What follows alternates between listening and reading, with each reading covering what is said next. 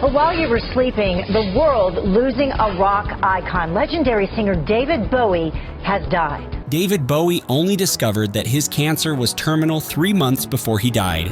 His passing on January 10, 2016, 2 days after his 69th birthday, was received with shock and sadness. No one knew about his illness except for his family and close friends.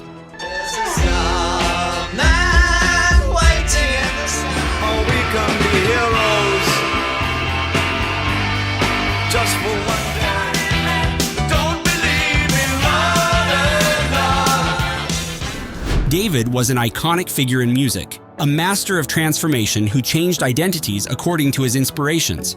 Because of this, he earned the nickname Chameleon of Rock. In the 70s, David broke all the rules of what a star could be. On stage, he was seen as a true alien.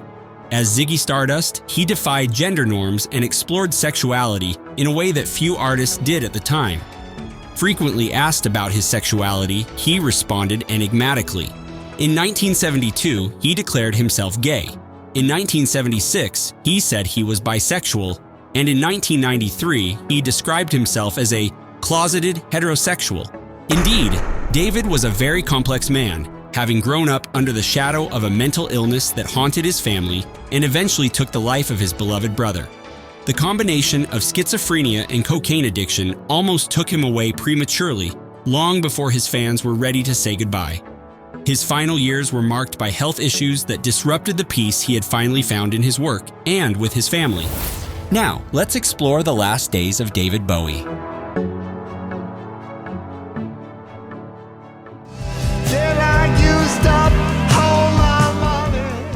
For 5 decades, David's appetite for change was insatiable. In 2016, he seemed ready for one more transformation with his final album, taking his ability to surprise to an unprecedented level. Blackstar was released on his 69th birthday, and 2 days later, he passed away. Many believe he held on just to release his final work and celebrate his birthday, and then he departed. In the last 18 months of his life, David secretly battled liver cancer. Few people outside his family knew about his illness, which was only revealed after his death. He didn't want the world to know, as he didn't want pity or to be defined by his condition. David maintained his creativity until the end. He continued writing and recording new music, dedicating himself to the things he loved, even knowing that he had little time left. This is incredibly inspiring. On June 23, 2004, David cut short a show in Prague due to severe shoulder and chest pain. He thought it was a pinched nerve, but it was something more serious. 2 nights later, at the Hurricane Festival in Germany, he left the stage and collapsed shortly after. He was taken immediately to the hospital. David was diagnosed with a blocked artery, requiring immediate angioplasty, a procedure where doctors unblock the artery and insert a small tube to maintain blood flow. Neither he nor anyone else knew that the show of June 25, 2004, would be his last full concert. David recovered but spent the following years living quietly in downtown Manhattan with his wife, model Iman, and their daughter Alexandria. He made rare appearances at benefit concerts and fashion shows and almost completely disappeared from the spotlight. In 2013, he resurfaced with the album The Next Day, although he did not perform or give interviews to promote the record. David was diagnosed with cancer the following year, and in the most difficult moments, he turned to Tony Visconti, a close friend and producer. Sometimes, he would call Tony after treatment, speaking softly and visibly shaken. His friend always reassured him, saying he would survive. By mid-2015, David was actually in remission. Tony recalls that he was optimistic because the chemotherapy was working. David was excited but also cautious, saying not to celebrate too early. Unfortunately, in November, the cancer returned, and this time it was terminal, having spread throughout David's body. According to Rolling Stone, the star appeared at the first recording session of his final album without eyebrows and without hair. His physical and emotional state influenced the songs of Blackstar, whose themes of life after death are even more impactful in retrospect. "Look up here, I'm in heaven. I've got scars that can't be seen," he sang on the track Lazarus. The music video for this song shows David lying in a hospital bed with his eyes bandaged. Rumors suggested that the singer was hinting at being on his deathbed, but the video director denies this. Johann Rank said he had thought of the scenes a week before David received the final diagnosis, and the video's theme was inspired by Lazarus, a biblical character who was resurrected from the dead. David did not want his condition or the existence of the album to be disclosed to the press, so he made the musicians sign confidentiality agreements.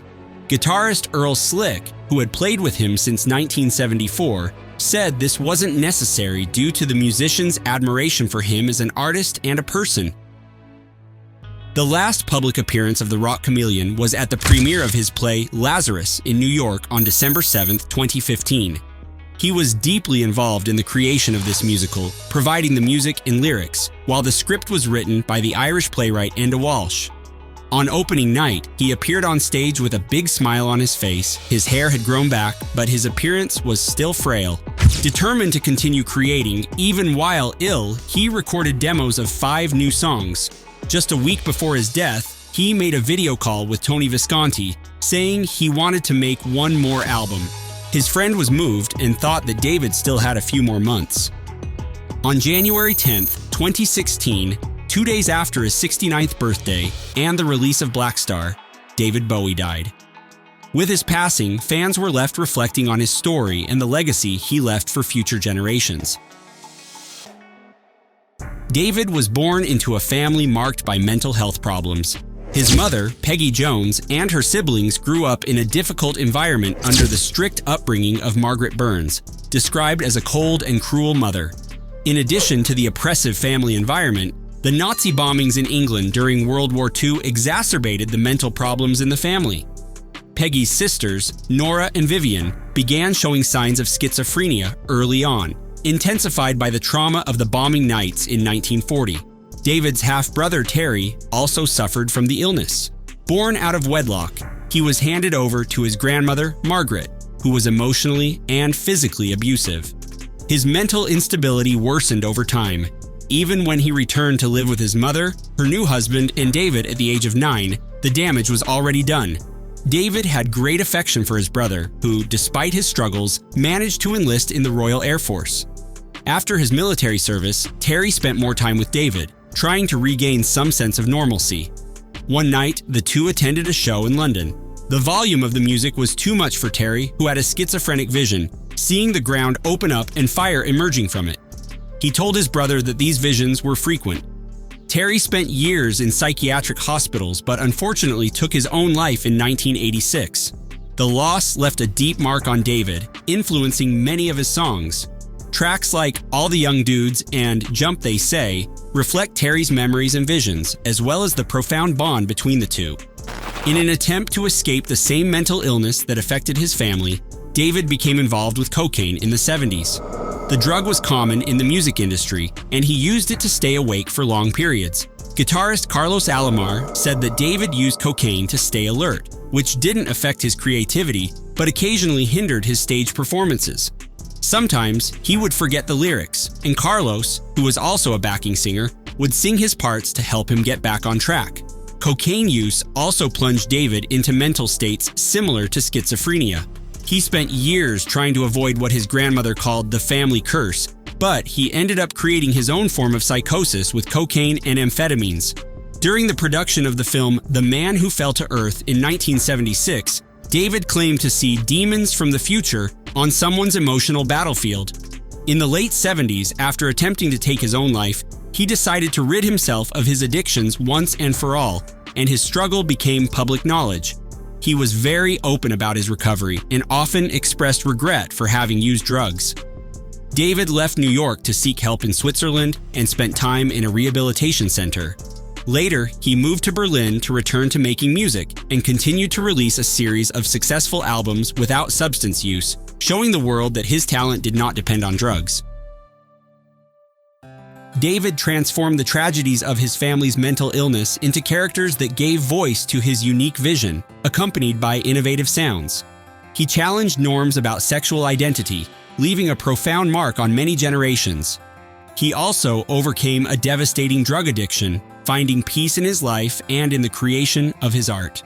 Although he deserved to live and create for longer, his final work perfectly closed the chapter of his life, a rich and unforgettable life.